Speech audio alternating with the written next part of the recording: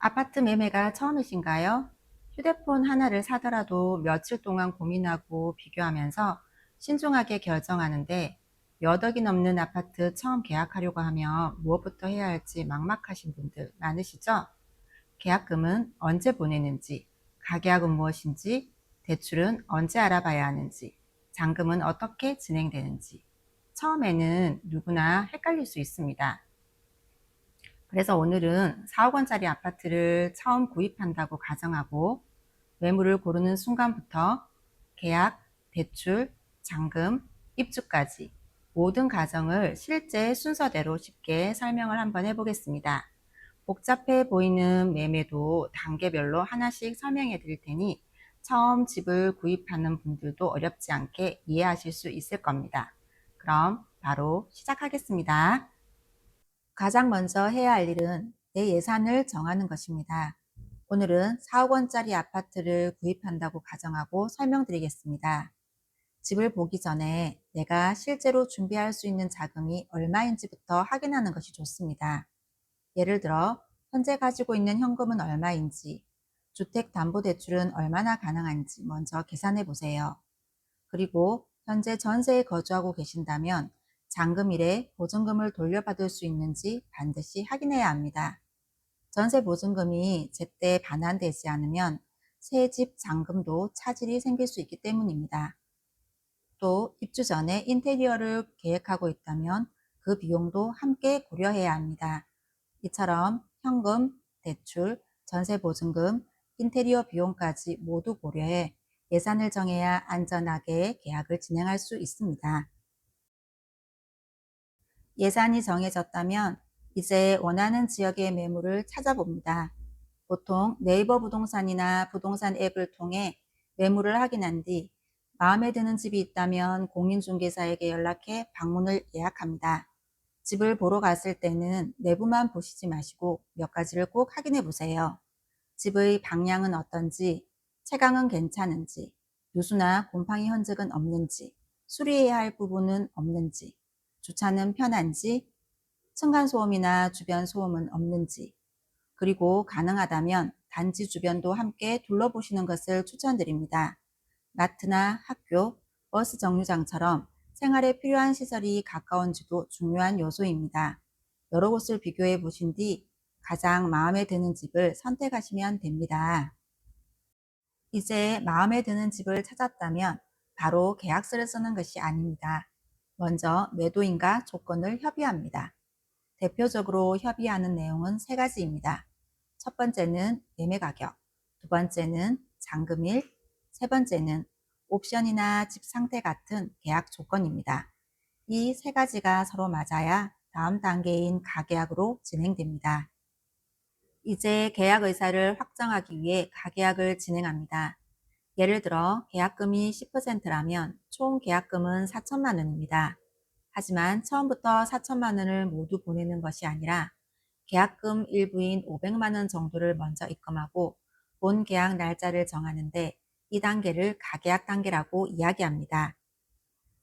많은 분들이 가계약은 쉽게 취소할 수 있다고 생각하시는데 그렇지 않습니다.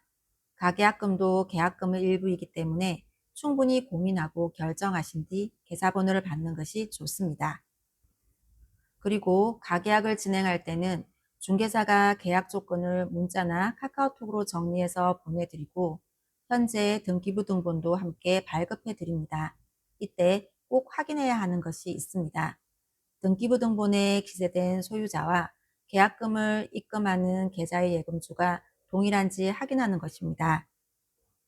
정상적인 거래라면 명의가 일치해야 하며 만약 다르다면 반드시 이유를 확인하고 공인중개사의 설명을 들은 뒤 진행하시는 것이 좋습니다.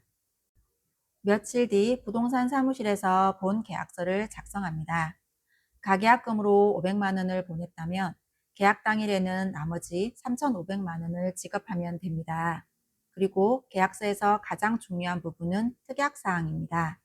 예를 들어 시스템 에어컨을 두고 가는지, 잔금일까지 현재 상태 그대로 인도하는지, 하자가 발견된다면 어떻게 처리할 것인지 등을 특약에 기재합니다. 궁금한 내용이 있다면 계약 전에 중개사에게 꼭 질문하시길 바랍니다. 계약이 끝났다면 이제 대출을 준비합니다. 정책 대출 대상인지 먼저 확인하고 해당되지 않는다면 일반 주택담보대출을 진행합니다. 은행에 필요한 서류를 제출하고 대출 심사를 받게 됩니다. 이 시기에는 잔금일에 소유권 이전을 진행할 법무사도 함께 준비하고 이삿짐 센터와 입주 청소도 예약해 두시면 좋습니다. 모든 계약에 중도금이 있는 것은 아닙니다. 잔금까지 기간이 길다면 중도금을 지급하는 경우가 많고 기간이 짧다면 생략하기도 합니다. 그리고 공실이어서 잔금 전에 인테리어 협의가 되었다면 인테리어 시작 전에 중도금을 지급합니다. 금액은 서로 협의하에 진행되며 중도금은 단순히 돈을 보내는 것이 아니라 계약을 이행하겠다는 큰 의미도 가지고 있습니다. 드디어 잔금일입니다. 매도인의 이삿짐이 마무리가 되면 부동산 사무실에서 잔금을 진행하게 됩니다.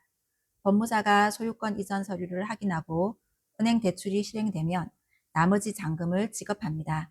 잔금이 끝나면 각종 열쇠와 비밀번호를 전달받고 관리비와 기타 공과금 정산 및 선수관리 예치금도 정산합니다. 매수인과 공인중개사가 집 상태를 다시 한번 확인 후 전입신고와 관리사무소 입주 등록까지 마치면 모든 절차가 완료됩니다. 만약 잔금 당일 바로 입주할 예정이라면 미리 준비해야 할 것도 있습니다. 먼저 관리사무소에 이사 예약이나 이사 신고를 미리 해두셔야 합니다.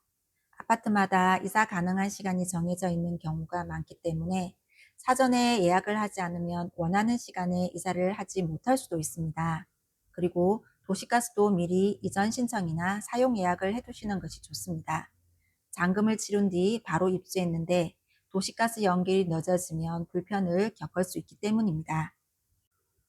오늘은 4억 원짜리 아파트 처음 구입한다고 가정하고 매물을 찾는 순간부터 입주까지 전 과정을 함께 살펴봤습니다.